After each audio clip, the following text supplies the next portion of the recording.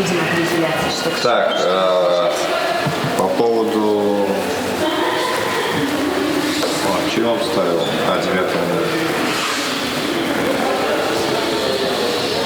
«Темная ночь». Бернес. Сейчас. Где он? А у вас другая тональность. Анализ другая, аккомпанемент другой. Надо вот под это переделать.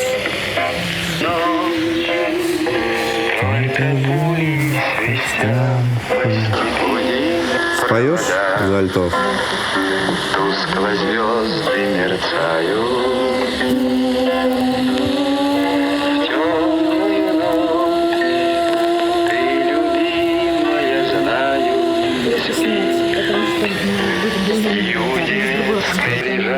Вы понимаете, да, что надо будет в кино попадать? Нет, ну я...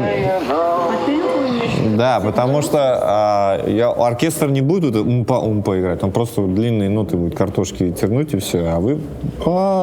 Мне вот это нравится, ну, что это альты будут, но мне хотелось бы, чтобы это помощнее было. Давайте еще раз сначала. Ну, меня зовут Алибек, фамилия моя Абдурахманов, я являюсь главным дирижером Национального симфонического оркестра Узбекистана.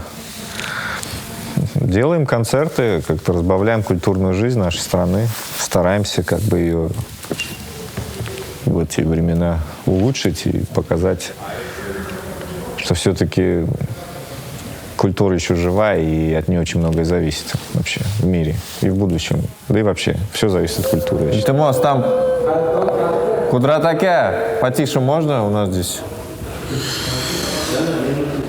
Так, с этим понятно? Понятно. С Бернесом понятно. Как бы это страшно ни звучало, не знаю, но я себя считаю больше узбеком, чем казахом. Конечно, я часто бываю в Казахстане, и все-таки казахская кровь тоже во мне сильно кипит. Но почему-то здесь я себя считаю дома. Хотя большая часть моих родственников, как уралманы, уехали давно. Буквально осталось вот мамина сторона здесь, а сторона отца, она вся уехала.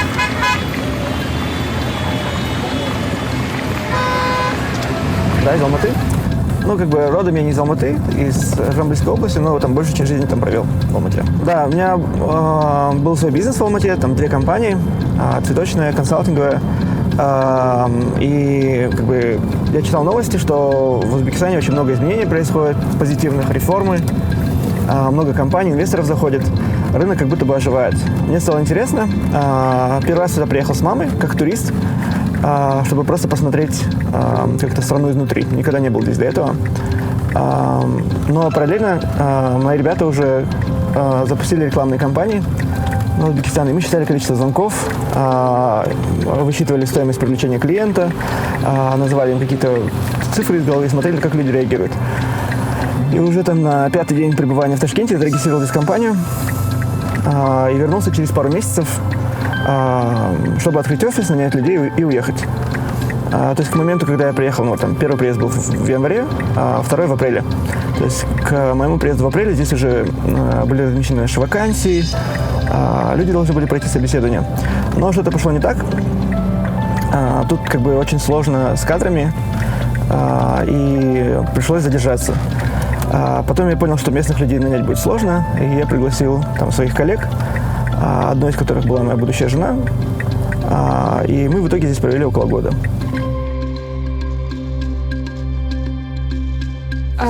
Ну, моя мама с детства готовит бешбармак, это наше любимое блюдо в семье. Папа очень любит. И я всегда видела, как она готовит, но почему-то никогда сама не пробовала. И как-то мама уехала, и мне нужно было экстренно гостей встретить. Она сказала, что бешбармак самое легкое блюдо из тех, что можно приготовить. И я по ютубу смотрела, как делают тесто, как поставить мясо. И вот как-то так я научилась готовить его. Сунат говорит, что он очень похож на мою маму беш, а у нее он очень вкусный.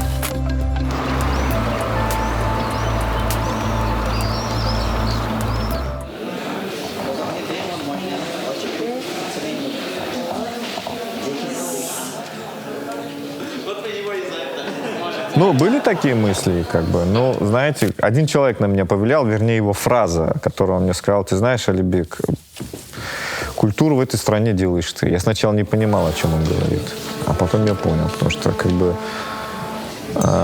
ну, делая ту музыку, делая те концерты, действительно, я начинаю со временем понимать, что культуру, часть культуры этой страны все-таки делаю я, и мне кажется, что я значимый человек в этой стране.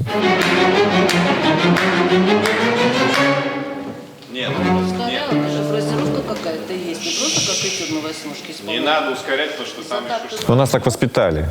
То есть я мое поколение — это переходное поколение, которое не до конца поняли, что такое Советский Союз, так как он развалился, но в то же время полностью осознали, что такое местная независимость.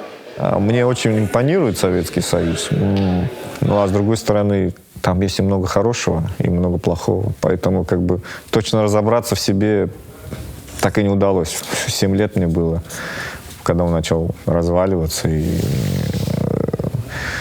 хорошее образование было очень много хорошего, но в то же время немного подвела идеология Союза.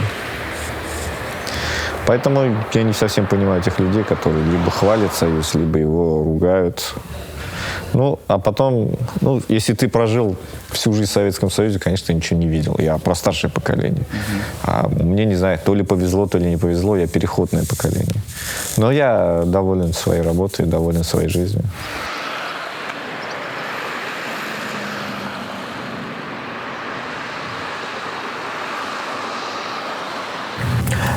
Я приехал как турист, но, по сути, на разведку, чтобы изучить рынок. Мы помогали аутсорсить бухучет, финансы, систематизировать бизнес-процессы в компаниях, какие-то юридические вопросы там, с лицензиями и так далее. Но это то, что мы делали в Казахстане. Я экономист по образованию. Я не думаю, что этому учат. То есть, ну, как предприниматель, я просто не скажу, что я какой-то эксперт в какой-то области, я знаю, как нанять людей, экспертов, которые в этом разбираются лучше, чем я. Узбекистан был у них была собственная система бухгалтерского налогового учета, и они только сейчас, по-моему, все еще в процессе перехода на международные стандарты финансовой отчетности. Да, это значит, что, ну, как бы в этой гипотезе мы были правы. Спрос на такие услуги был бешеный, потому что компаниям надо было вести учет по-другому. Если говорить по-простому, то фактически страна там предыдущие 20, ну, практически 30 лет не вела учет, либо вела его как-то. Да, там был высокий коррупционный фактор, насколько я понял. И тут страна становится прозрачной, привлекает инвестиции, нужно вести учет по международным стандартам, а никто не умеет этого делать.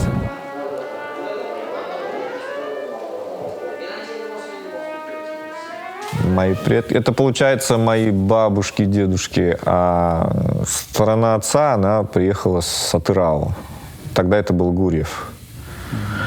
Но они были молодыми, они сюда приехали, и потом уже здесь основались. Потом пошло. Получается, я в 3-м поколении уже здесь. То же самое произошло со стороны моей мамы. Они тоже приехали с Казахстана. Получается, да. Тоже с 3-м поколением. Но я так понимаю, что это как бы мои исследования, может быть, я ошибаюсь. Дело в том, что как бы Ташкент всегда привлекал в советское время, потому что, видимо, приграничные районы Казахстана, они были, ну, как сказать, на тот момент не развиты, что ли, там элементарно, может, проблемы с водой была. А Ташкент все-таки столица, и, видимо, они просто переселились сюда. А с другой стороны был Союз, и, как мне кажется, не было границ, и все свободно перемещались, и это даже поощрялось, что там нации смешивались. Так, идеология такая же была. В конце концов, трудно их понять. Они сказали, что хотели учиться, и приехали.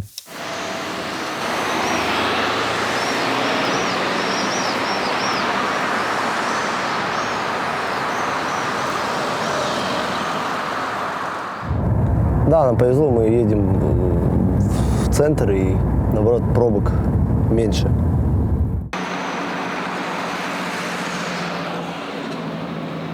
Это был конец 17-го.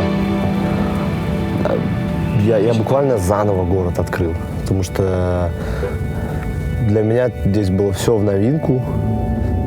Вроде ты все знаешь, но все остается чем-то непонятным. Новые знакомства, новые люди, новое правительство. До этого я учился в Алмате. Учился 4 года в... Тяжело было за 4 года даже? Тяжело было возвращаться? Было тяжело, потому что я максимальным алматинцем стал, и это был переезд. Это не было возвращение домой, это был переезд. У меня родители иногда говорят, ты вернулся домой, ты никакой не переезд был, ты просто уехал на долгое время. А нет, для меня это был полноценный переезд, это быт, работа, учеба. Я там много чем занимался. Почему ты решил надо приехать? Мне этот вопрос задают, наверное, больше всего. Но здесь родные, гражданство этой страны. Ну и, знаешь, первый триггер был это то, что новое правительство, новые изменения. Ну и, честно сказать, мне все в Алмате надоело в один момент.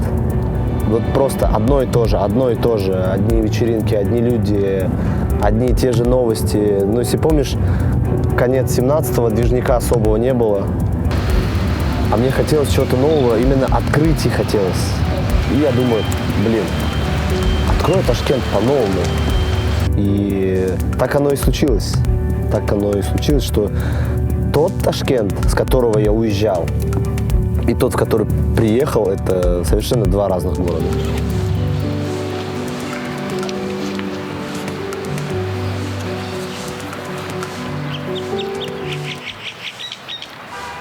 Причем здесь цвет там, кожи, там, разрез глаз. Ну, как бы. Но это сейчас самые острые проблемы, наверное, в мире. Не только... Ну, честно говоря, здесь я этого не ощущаю. Вот ко мне отношения здесь... Я вот, знаете, не совру, ни разу мне не сказали, эй, казах. Ну, как-то вот...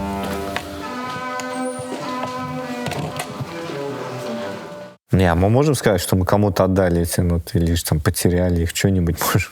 Просто даже если сейчас они ключи принесет, они же сейчас там по партиям, я что, собирать их буду, я же не разберусь там. Вот, они, может быть, в Пьязовской программе. Ну ладно, сейчас, если он мне будет опять наявить, скажу Саиде позвонить, там сами решите. Хорошо. Да, надо ехать. Куда?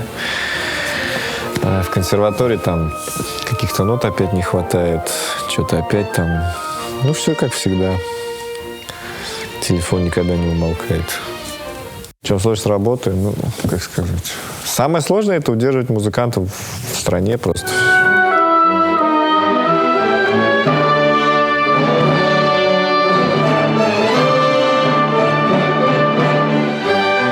Хорошие музыканты, ну, как бы едут работать в другие страны. Вот сейчас Китай очень много музыкантов собирает. Самое сложное — это когда они приходят к тебе, у тебя практикуются, вырастают в хороших музыкантов, и потом они находят контракты и уезжают там либо в Китай, либо в Россию. А потом, пока ты вырастешь еще музыкантов, еще нужно несколько лет хороших. Это самое, это текучка кадров, причем такая сильная, что...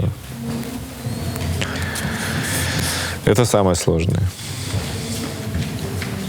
Причем я считаю, что государство вполне могло бы сделать достойные зарплаты уж хотя бы одному главному оркестру страны. Ну, понимаете, оркестр — живой организм. Он же тоже по настроению может играть. Вчера звучало, а сегодня не звучит. Хотя Не звучит вообще, да? бывает так, что сегодня вообще не звучит.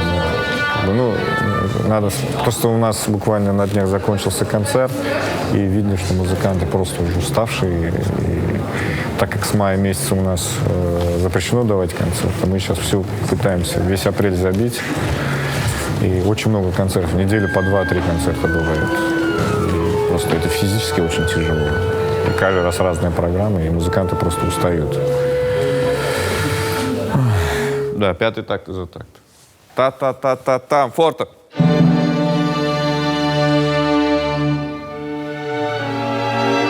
Крещендо, крещендо. Сфорцандо. 2,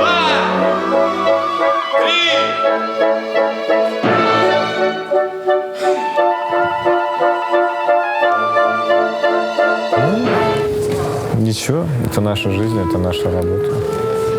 Надо просто уметь лавировать. Работа есть работа, жизнь тоже продолжается. Ну, во-первых, я их очень уважаю. Нет такого человека, который... Да, там в основном профессионалы, ну, есть студенты еще, которые учатся. У меня с ними особые отношения. Ну, также я их тоже уважаю, потому что и много предстоит сделать. Но это связано больше с тем, что как бы мы вынуждены брать в коллектив студентов, потому что, ну, хорошие музыканты просто уезжают из страны. Та-та-та-та, та-та-та-та, та-та-та-та. Так. Та-та-та-та-та-та-та. Должно быть. Сложность? Вообще дирижер, я считаю, это такая вот профессия. Это больше менеджер. Это, как сказать, это connecting people, как говорится, объединить людей в одно звучание. Это чисто менеджерская работа. То есть, ну, многие цепляются там к интерпретациям и подобным делам, но я считаю, что дирижер — это чисто менеджер.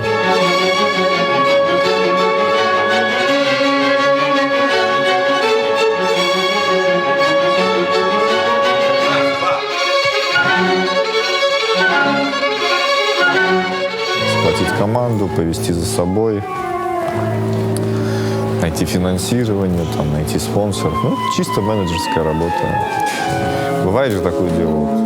Все-таки любимая работа. Приходишь и получаешь удовольствие. Даже если не можешь и не хочешь. Вот. Поэтому, ну, я считаю, что мне повезло.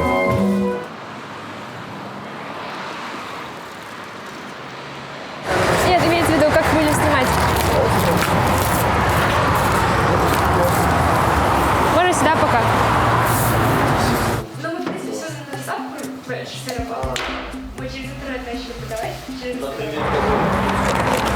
Но это всегда немного волнительно. Вроде бы ты делал то же самое, и от цветочного бизнеса нету больших ожиданий, что это прям станет миллионной компанией. Это, ну, по опыту всегда карманные деньги. То есть всегда деньги в обороте, и это позволяет не думать о деньгах. То есть после того, как я год назад продал компанию, я практически год не работал. И это немного стрессово. То есть, с одной стороны, ты как бы у тебя нет никаких обязательств, а с другой у тебя нет и дохода. И ты думаешь, что ты видишь, как деньги со счета постоянно сокращаются, ты немного инвестируешь, но инвестиции, на мой взгляд, пока что гораздо более рискованные, чем то, что я уже умею. Возвращаясь к вопросу, типа, насколько это, каково это открывать, на самом деле не сильно отличается от того, чтобы открыть это в Казахстане. За вычетом какой-то бюрократии, которая здесь превалирует над Казахстаном. Ну и волнительнее было в самом начале, когда ты только приехал, никого не знал, а сейчас ты уже понимаешь, что этот рынок такой, вся страна как будто бы другая область Казахстана. То есть в Ташкенте ты чувствуешь себя как типа там в одном из городов Казахстана. Люди чуть другие, но в целом похожие.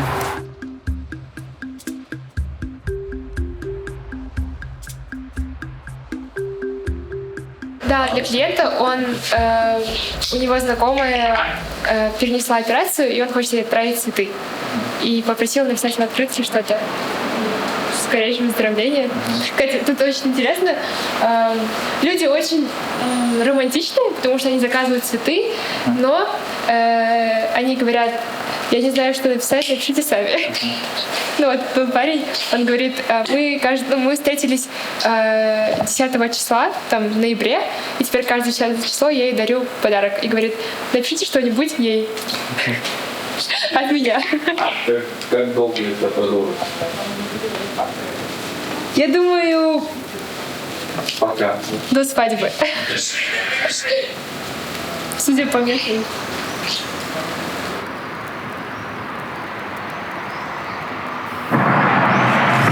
Жарко, да?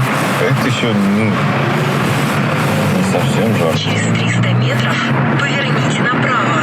Летом тут вообще.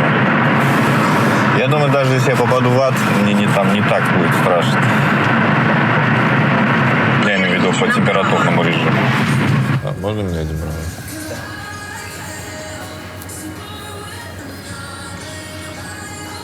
Но здесь очень было в свое время очень много казахов, потому что это соприкасается с нынешними границами. Тут даже вот местные вот узбеки, которые ташкентские, они такие более раскосые, более такие монголоидные.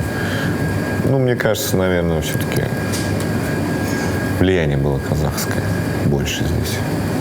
Тут даже есть такие названия, как Келес. Ну, там, как бы, уже о многом говорит. И там даже вот самая большая, мне кажется, община казахская.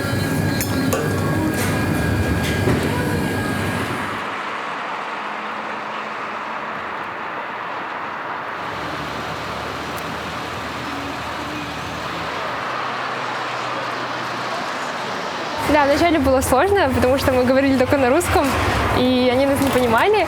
А вот со временем мы начали адаптироваться, и мы говорим на казахском, и потом окончание делаем узбекские. Это, например, типа телефон, у нас говорят телефон шал, там, я ему говорю телефон клинг, вот, такое окончание нужно делать, чтобы они понимали. Или напиши в телеграм кажас, мы говорим телеграмга йозин, и они нас, в принципе, понимают.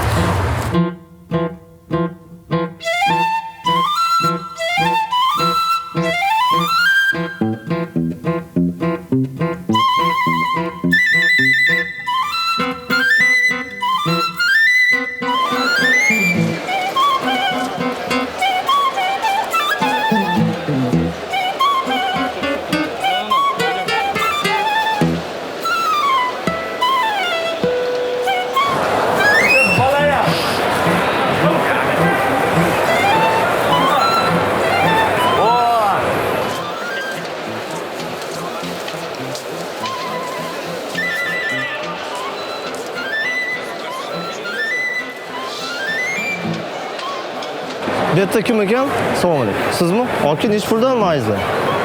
Sarig'imi? Ha. Sariq mayiz aka 55 ming. 55 ming? Mana bunisi bor 45 ming. 45 ming. Farqi nima bo'ladi? Pistadan kerak bo'ladi. Nechi pul bo'lyapti pistangiz? Pista bu 110 ming so'm. Bu 100 ming o'zimizniki. Bu Ironniki. Bu yerda yaxshisi bor, yaxshidan beramiz sizga. Ko'rsatingchi. Мы находимся на базаре Чорсу. Самый топовый базар, гастрономия.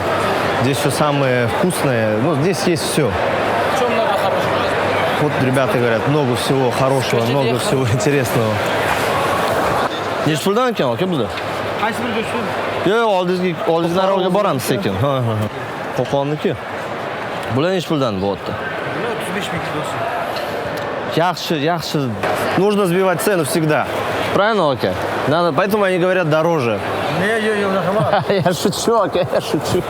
Они познакомились на электричке, когда мама ездила на учебу, папа ездил на работу. В Ташкенте, да. Точнее, они с Ташкентской области, оба ездили в Ташкент. И так закрутилось, завертелось. Папа рассказывал, что он очень долго думал, стоит ли жениться на казашке, но вот этот вайб, вот эта любовь их оставила вместе. И они больше 27 лет, почти 30 лет вместе. Какое-то событие.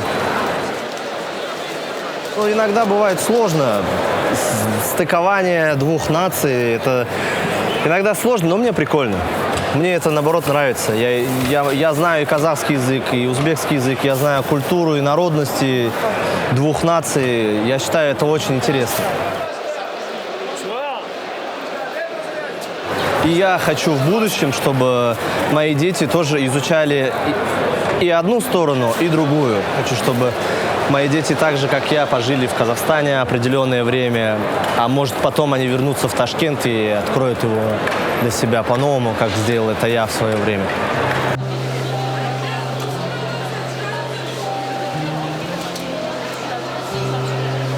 Менің атым Айжан, мен осы Өзбекстанда туылғанмын, Бостандық ауданында жасаймын. Осындай сүтті нелерден сауда жасаймыз. Қазақтар көп, біздің ауылдың бәрі қазақ ауыл. Сауда жасағаны енді 1 жыл болып жатыр. не айтам, қазақтар бәрі жақсы жасап жатырмыз, ешкім ешнәрсе бізге ешнәрсе демейді. Бәрі жай-жайында, бәрі өз мемлекетінде, не дейді, ұлтымыз, бәрі сол ұлтымыз істейміз, ешкім бізге ешнәрсе демейді. Конечно, өзіміздің отанымыз ғой, Ташкент әдемі қала ғой. Енді туылып өскен жеріміз болған үшін, ондай ұлт бөлетін не жоқ. Бәрі теңдей, тең құқықты, тең не қылады. Ешкім ешнәрсе сен ұлтты бөлмейді ондай. Потому что не дейді, ұйымшыл, бәрі бір-бірін құрмет қылады, ізетті.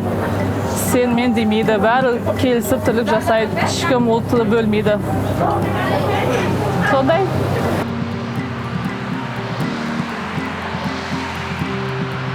Почему были? Они есть, но я пока в себе их очень сильно топчу и гашу, потому что я не знаю, я, конечно, придерживаюсь правил, что незаменимых людей нет, и я уверен, что на мое место придет достойный человек.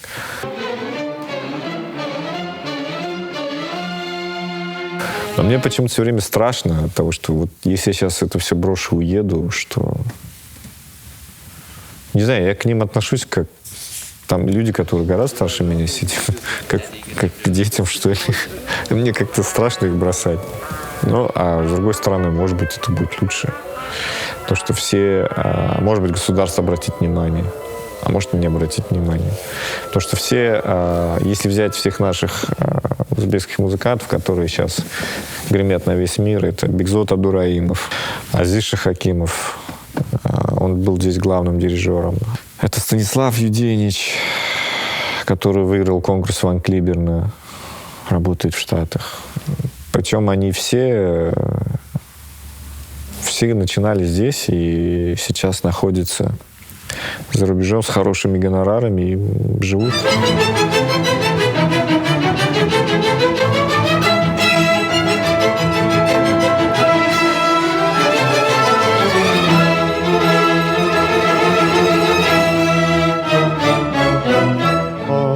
Все-таки на душе иногда кошки скребут. Такое тоже бывает. Потому что бывают иногда очень такие странные законы, которые вот до слез просто обидны, и хочется уже послать все к чертям. Сказать, да пошли вы все подписать какой-нибудь договор и свалить, и жить уже как бы нормальной жизнью.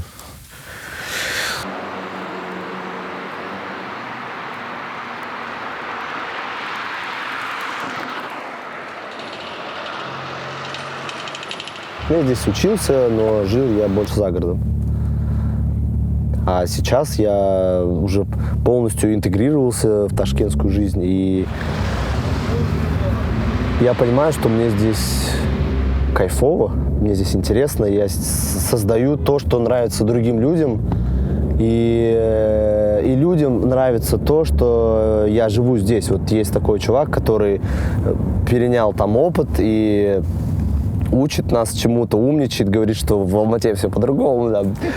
Я все это видел, я туда не хочу, я не пойду на ваши вечеринки. Там, знаешь, мне постоянно говорят: Тима, ты сноб. Вот вы все алматинцы снобы. Я говорю: ребята, ну это не есть снобизм. Мы просто это видели, мы через это прошли, и мы хотим уже идти к чему-то новому, к чему-то более крутому. А держаться, даже, это знаешь, даже не топтаться на месте, это идти назад.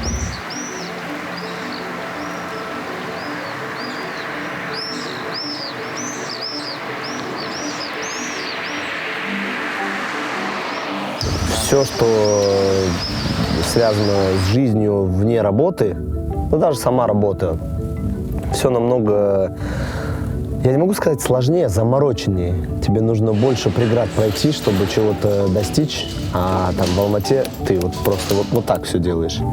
Здесь людям объяснить сложнее, почему ты хочешь то или иное, почему ты поступаешь по-другому, почему ты не хочешь ехать в такси без ремня на заднем сиденье, например. Или почему ты не хочешь идти в определенные кафе. Я не знаю, это такие вещи, я их не задумываясь делаю, но на меня много кто обижается. И друзья, и близкие, и коллеги. Но со временем привыкают.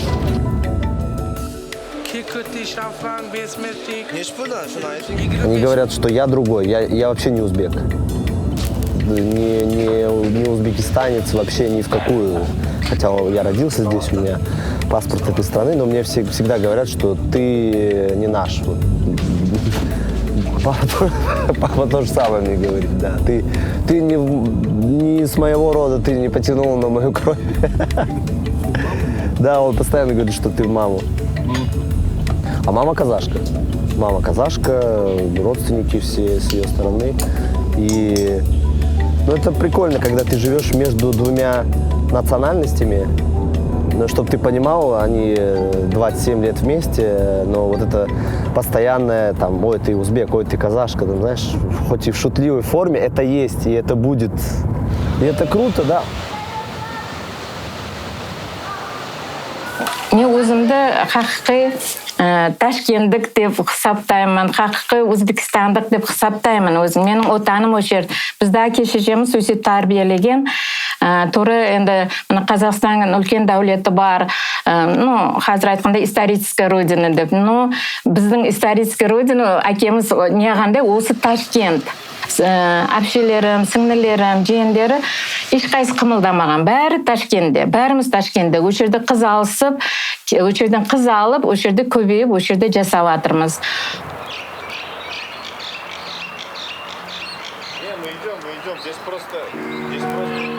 Спасибо большое.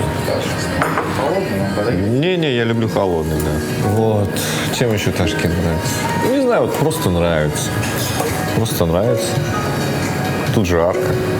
Не люблю холод. Не знаю, просто иногда вечером даже едешь уставший после работы.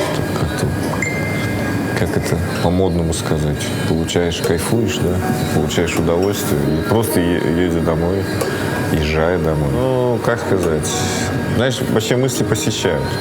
Периодически я думаю, что у каждого человека, где бы он ни находился, эти мысли посещают. Это нормально, если человек иногда думает, что эмигрировать куда-то. Все мы стремимся к лучшей жизни. Мне кажется, это наша большая проблема. Почему нельзя сделать здесь жизнь лучше, чтобы не стремиться куда-то? Я считаю, что лучше сделать здесь условия, такие, чтобы ты здесь получал больше удовольствия. Ну, понятно, что как бы нельзя там мой жизненный опыт обобщать. У каждого своя дорога. Если человек захотел уехать, пусть уезжает. И дай бог, чтобы у него там все было хорошо. Как бы. Ну, ты знаешь, на словах же всегда легче там объяснить жизнь, пофилософствовать. А когда вот так вот припрет, это уже будешь по-другому. Даже не знаю, что через час будет. Вроде планировали посетить мавзолей Толеби. Но мы не знаем, чего. Мы планируем, а Бог располагает.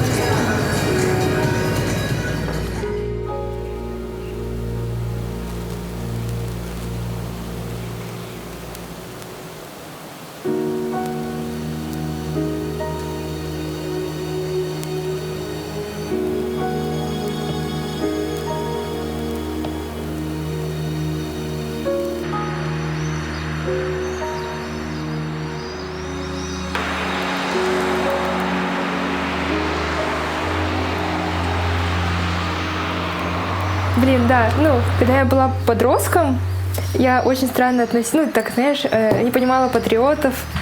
Когда там фотографировались за границей с флагом, я думала, зачем они это делают? Ну, потому что я, наверное, не выезжала раньше.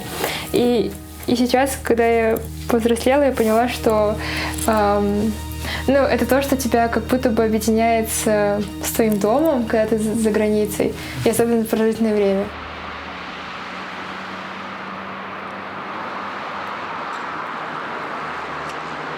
И, ну, я вот рассказывала, что мы даже когда видим в Ташкенте, слышим, точнее, казахскую речь, мы такие, так, это казахи. Или там на базар идем, там продают молочку, тоже казахи, они живут на Черчаке, это вот на границе с Казахстаном. И мы когда их видим, ну, типа, разговариваем с ними на казахском, потому что, оказывается, очень скучаешь даже по казахской речи. Вот.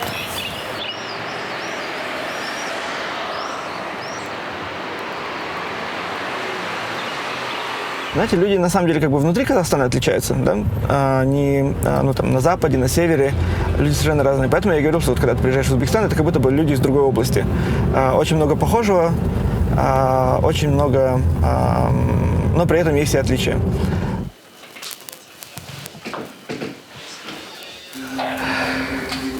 Максимально овощной будет бульон. Я готовлю рамен. Он получается максимально овощным. Просто смотрел в нете, было интересно, что это такое во время карантина. И знаешь, грибы, лук, все свежее в Ташкенте. И ты думаешь, блин, а почему бы не сделать его своим блюдом?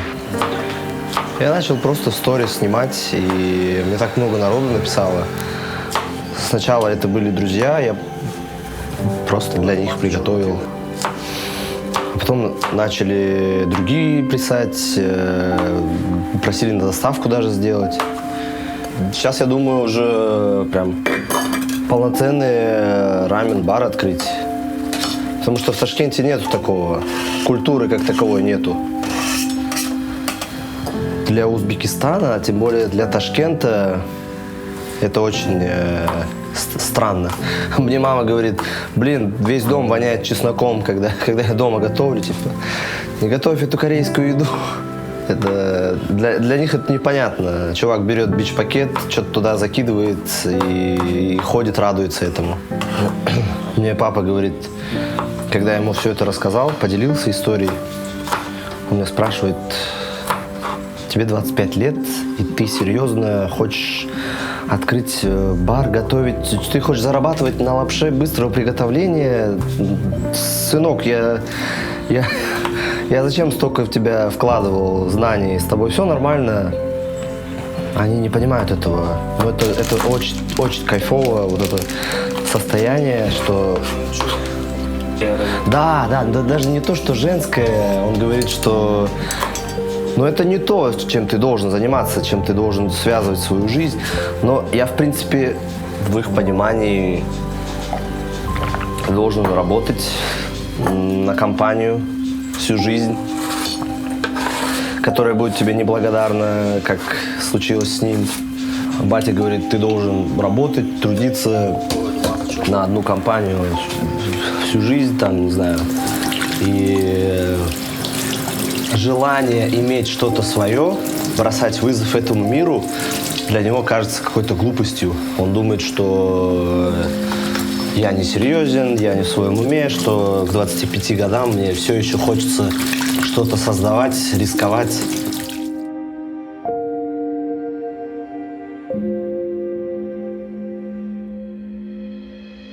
Фестивальға барған балдарда барғанбыз, сол өзбек балдарымды.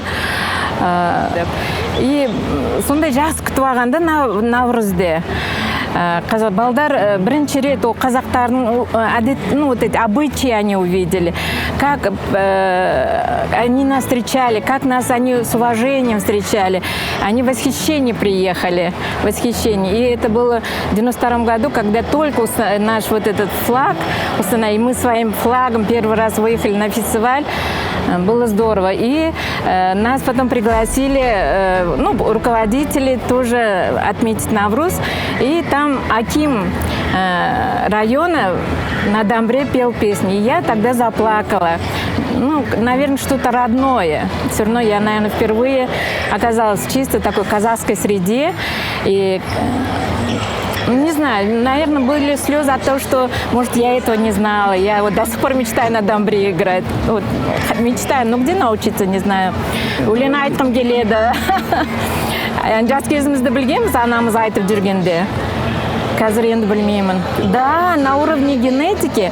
Я еще хочу одну вещь рассказать. Я никогда бешбармак не ела. Если дома қой сойып неғанда, я целый месяц этого казана не могла есть. И однажды я познакомилась с человеком, и когда я рассказала, что я вообще бешбармак не кушаю, он сказал, ничего, это на уровне генетики, еще как будешь кушать, деген, баранина, нем дейсің бешбармак тем. Честно скажу, я это аспа бешбармаку, бешбармак жақсы даярлаймын, с удовольствием кушаю, обожаю бешбармак. На уровне генов, наверное, все-таки потянула к своему Хочется, конечно, и петь хочется, и на казахском разговаривать хочется, конечно. Сөйлегім келеді, енді сохранили язык только вот разговорный, на бытовом уровне, к сожалению. Енді ауылдарға барсақ, уже мектептер бар, олар көпшілік қазақша сөйлейді. Ну, мы люди городские, я думаю, здорово, что мы сохранили свой язык. И я благодарю своих родителей, свою родню, сестренок, всех, что мы сохранили свой язык. Вот. Ну и когда-нибудь, может, опять вспомните песни, может, и научусь на домбре играть.